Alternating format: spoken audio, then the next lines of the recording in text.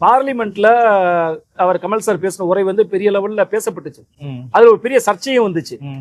நிர்மலா சீதாராமன் வந்து டைரக்டா அவங்க தான் சொன்ன மாதிரி வந்து உங்க தலைவர் வந்து ப்ரொஜெக்ட் பண்ணது ஒரு பெரிய லெவல்ல பாஜக சைடு வந்து ஒரு சர்ச்சையாச்சு சார். ஸ்டேட் பாலிடிக்ஸை வந்து அவர் கொண்டு போவார்னு பார்த்தா ஏன் சென்ட்ரலுக்கு போனாரு?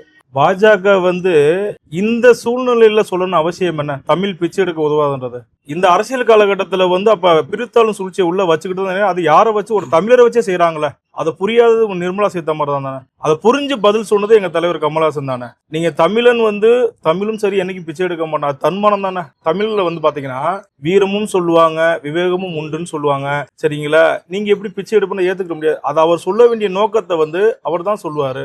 எங்க தலைவர் சொன்னது எவ்வளவு பெரிய விஷயமா போச்சு. நீங்க அதை தான் பார்க்கணும். யாரு சொன்னாருன்றதான விஷயம் அங்க. நீங்க யாரோ சொன்னாலும் ஏத்துக்கிற மாட்டீங்களா? தலைவர் சொல்லிட்டாருன்னு இது பெருசா கான்ட்ரவர்சி ஆகுது. கான்ட்ரவர்சி நிதர்சனமான உண்மையா சொன்னாரு. யாரு சொன்னாலும் என்னங்க, தமிழும் சரி தமிழும் என்னைக்கு பிச்சை எடுக்க மாட்டாங்க. அதை எங்க தலைவர் ஆணித்தரமா சொல்றாருங்க.